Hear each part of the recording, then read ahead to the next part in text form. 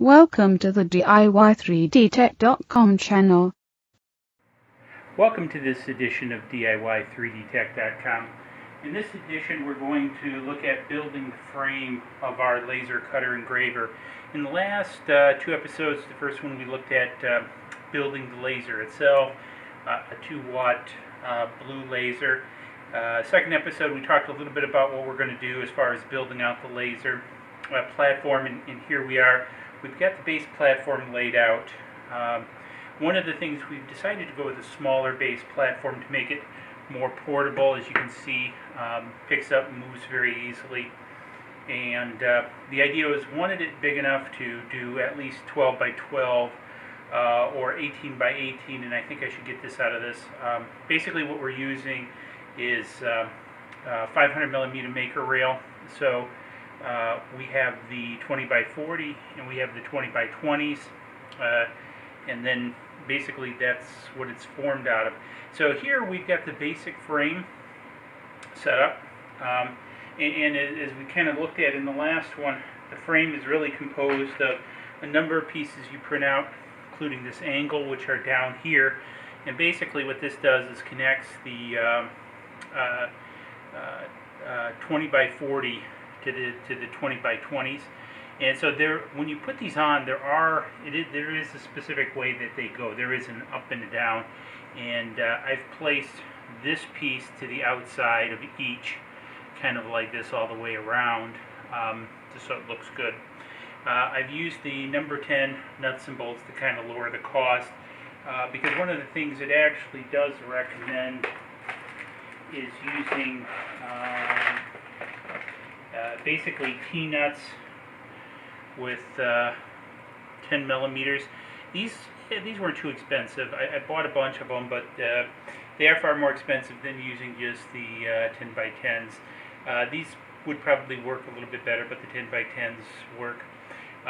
One of the other things that I did that I kind of figured from looking at the design on the internet is I've added these metal basically angle brackets to square it up. So down here I have the plastic ones, and up here I have these. Now, you notice I've only put them on one side because I need one side open to be able to slide my y-axis onto. So basically this is my y-axis, and then I'll have an x-axis that transverses this way, which mounts the laser. Now, as I was mentioning, the size, wanted to do it for a couple different reasons. One is, again, I wanted to get at least 12 by 12, if not 18 by 18 material in here. I do want to cut balsa for models, not really RC models, but you could.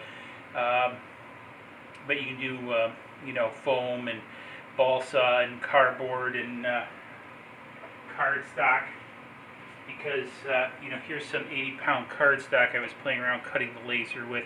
It does it very easy, so it's great for different kind of craft projects and that, where you need to cut something out. I think it'll do very well. The other thing I wanted to do was t-shirts. I had seen on the internet, it was actually pretty cool. Somebody had built something similar to this, and they had put the t-shirt down, set this on top of the t-shirt, and with a low power laser basically cinched the t-shirt, or, you know, a diagram into the t-shirt, and I thought that was actually pretty cool. So wanted to try that. So I think this size gives a pretty good size. Also, because of the fumes, I want it to be portable. So I want to be able to pick it up and take it and be able to put it out in the garage or wherever, just to, you know, in case I want to burn acrylic. I have tried acrylic on the laser. It does work. I tried some 3 millimeter, and I think with 3 or 4 passes, the 2-watt laser would actually cut it black. I don't think I have a piece handy here, but yeah, black 3 millimeter acrylic. Looking around, I thought I had a piece handy, but I guess I don't. Anyways, but it makes a lot of fumes, let me tell you. The wood's not too bad, the paper's not too bad on fumes. You really still should have some sort of exhaust. I do have kind of like a little air purifier I run for like wood and stuff, but the plastics, you definitely need some kind of vent system that is toxic, so heads up warning there. So we've got this piece together. I want to talk a little bit about this. you notice the bolts hit a little bit on this rail as I take it off, not surprising. So basically this is what the underside looks like with the V wheels. We printed the shims. I think I've talked about the 1/4 inch shims. You can buy metal ones. Since this is pretty light duty, I decided to print them. I got them off Thingiverse. I've done the other episodes. Now this is not included in the build of these parts, so you'll have to get this separately. And so I've used those. Now, a couple things. One of the first is you'll notice, oddly enough, that the non-eccentric holes are here on the back side. The eccentric holes are on the side with the pulley. This is kind of back-assward a little bit because, you know, as the motor sits in there and the pulley is going to pull the belt out, you know, it's obviously torquing against the eccentrics, which you're trying to push in. I think part of the reason that they did this design this way is so you basically, when you mount these, you push these out, and then you can kind of push these in and then tighten it down. If you go to do it yourself, you'll kind of see what I'm getting at. I've used this basic motor block design and some other stuff. I think it'll be okay for the laser. I don't think it'll pull, but if you were using like on a CNC machine, I think if enough drag, you know, because of the plastic and everything else, these might slip a little bit. For this application, I think it'll be good. However, be aware in the assembly process, that's kind of the idea. So basically what I did is I put the inner ones in with the non-eccentrics first, mounted it on the rail, then put the eccentric wheels in, pushed them all the way in, and tightened it. You could, I've also considered, you know, clamping, things like that to push it in. And I probably have to do some adjustment, but you can see it slides. Now, one of the things that this is still a little bit out of square, and so I got my machinist square here, and you probably really can't see it, but it's good 1/16 of an inch out of square, and you can really tell that in here.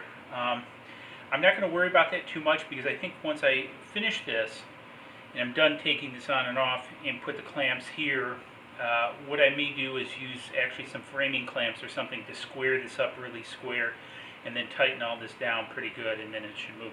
Even if it doesn't, the belt's going to hold it kind of square, or at least square enough to do, I think, what we need to do. Again, I wouldn't go with this design, you know, if I was building a router.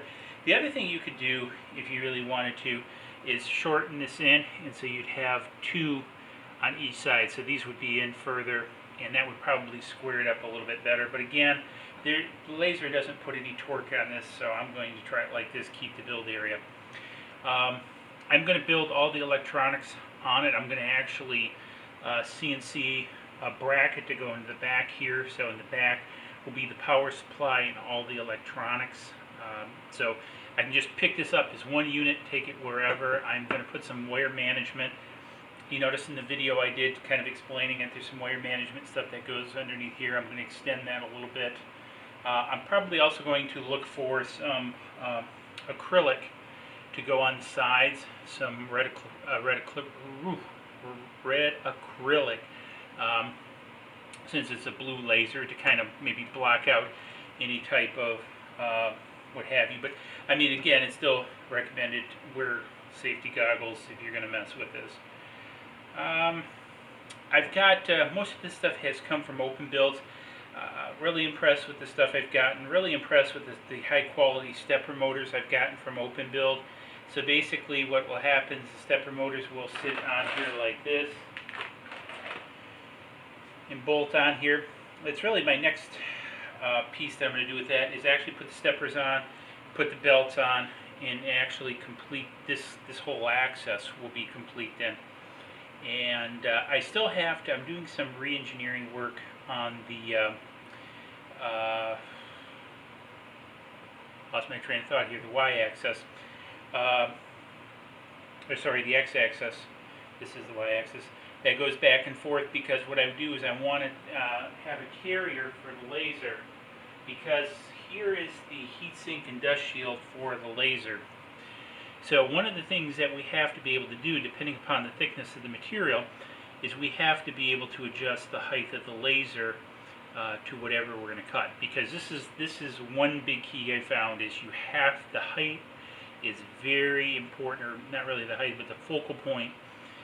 Getting at the optimal focal point makes a huge difference. And so I'm designing a little manual carriage with thumb screws or something I can adjust. I'm not going to get too fancy in this round. In another build, I may do take one of the 28 BYJ-48 motors and build a little stage to move it up and down. Again, there's really no weight there. Anyways, just wanted to share this portion of the build with you, and this is where we're at.